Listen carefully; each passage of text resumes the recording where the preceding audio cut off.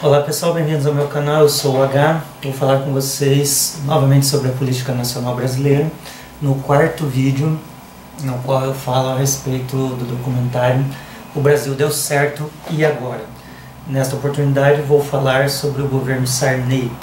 Como eu disse no terceiro vídeo, Tancredo Neves ganhou a eleição no colégio eleitoral, mas infelizmente ele não pôde assumir porque teve problemas de saúde e acabou por vir a falecer. E o seu vice José Sarney assumiu seu lugar. Em 1985, no quinquênio 85-90, e durante esses 5 anos José Sarney governou o Brasil. José Sarney pegou um governo totalmente dilacerado, um Brasil totalmente dilacerado, agravado pelos problemas com a inflação e com a dívida externa. E a primeira preocupação de José Sarney era que o governo se tornasse legítimo. E o colégio eleitoral que acabou elegendo o presidente, então, não era um presidente eleito pelo povo. Então, a sua preocupação era ganhar a confiança do povo. Para ganhar a confiança do povo, deveria ocorrer o que o pessoal chamou de milagre, que era a derrota da inflação. Então, José Sarney colocou isso como prioridade no seu governo e fez o Plano Cruzado. O Plano Cruzado, além da mudança da moeda, tinha uma ideia de congelamento de preços e evitar a indexação desses preços por pelo menos um ano. Então, com isso, eles tinham a ideia de que a inflação acabaria, e realmente acabou. Acontece que a primeira ideia do pessoal era de que a inflação pelo menos diminuísse pela metade, mas ela foi encerrada. As pessoas ficaram felizes em poder comprar, saíram as compras até de uma maneira muito grande. Os bancos tiveram a segurança em emprestar, em fazer empréstimos, mas havia um problema. A demanda subia de elevador e a oferta subia de escada. Palavras do Maius da Nova. O que aconteceu? Havia um consumo desordenado e chegou um momento que não havia mais produtos nas prateleiras. Por quê? Porque o Brasil não era autossuficiente em produção. Até por ser uma economia fechada e também pelos investimentos aqui na produção não serem tão altos, ou talvez não ter uma ideia de que o consumo aumentaria tanto. Tudo isso deveria ser complementado com as importações. Mas, por ser uma economia fechada, aí havia um grande entrave. O que aconteceu então? Houve uma pressão para que houvesse novamente o aumento dos preços, ou descongelamento dos preços. E quando ocorreu esse descongelamento, a inflação voltou de maneira avassaladora. Mas enquanto funcionou o plano, o José Sarney teve sua popularidade aumentada, chegando a 80%, e as pessoas chegavam a fechar mercados em seu nome, de tão engajadas que estavam na ideia de que o Brasil estava melhor com o José Sarney.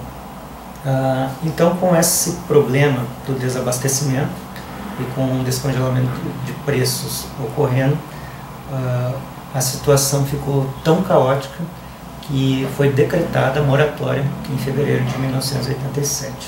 Essa moratória atrasou o desenvolvimento do Brasil muitos anos e criou um problema que até então o Brasil não tinha enfrentado, pelo menos não de maneira tão forte, né?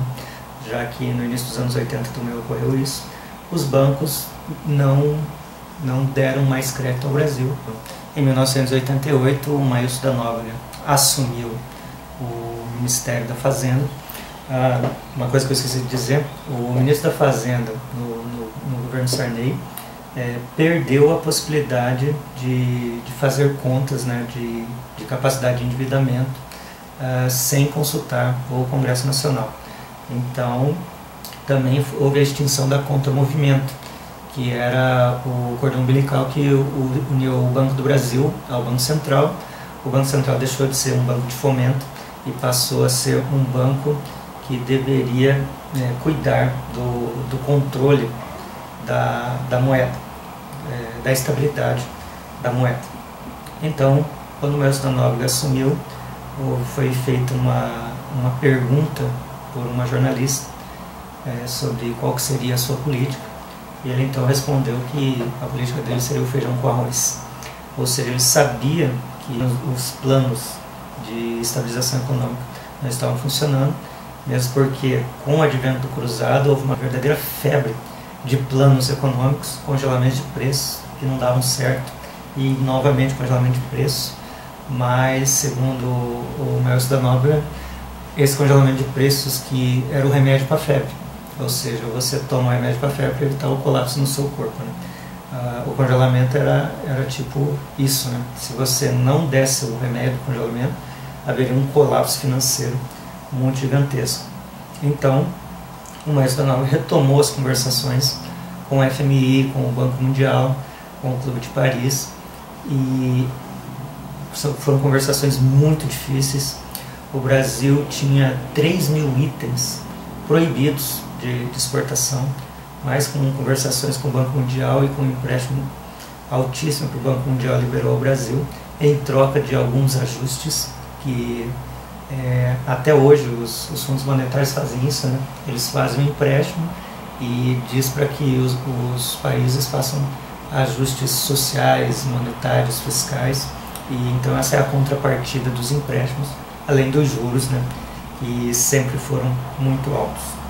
E desses 3.000 itens que o Brasil tinha restrições, foi baixado para apenas 500 itens, quando o Fernando Collor assumiu em 1990.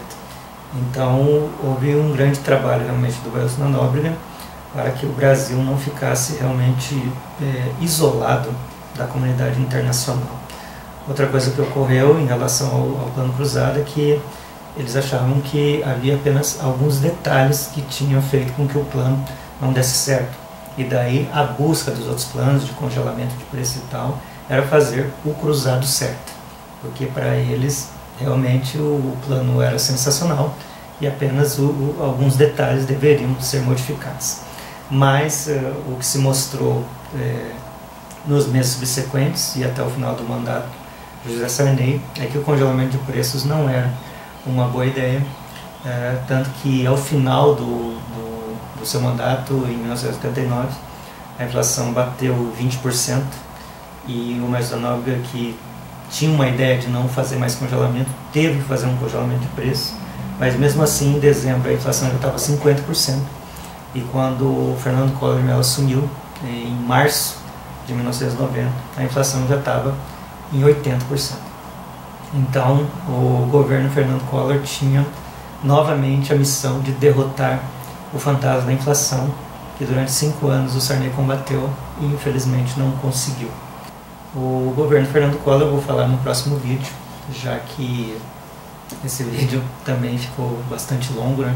Mas o que eu quero dizer para vocês é que todas as pessoas que tentaram resolver a questão da inflação tinham boa vontade, tinham boas ideias, mas eles tinham que tentar fazer alguma coisa para tentar derrubar a inflação. E infelizmente, nesse governo, eles não conseguiram, e mais adiante eles vão conseguir, como vocês sabem pela história, né, com o governo Fernando Henrique. Se vocês gostaram do vídeo, inscreva-se no canal, positivo, favorite o vídeo, dê uma olhada lá no O Brasil Deu Certo e Agora, o documentário do Mélcio da Nóbrega, e acompanhe comigo aí os próximos vídeos. Se você teve alguma dúvida, se você não entendeu alguma coisa, se você quer fazer algum complemento, se você quer fazer um vídeo resposta, você esteja à vontade, responderei todos os comentários, e alguma coisa que eu tenha esquecido, volto a falar num outro vídeo, se for bastante extensa a sua dúvida, ou se for uma coisa mais simples, eu responderei nos comentários. Continue comigo, bom dia, boa tarde, boa noite, boa hora.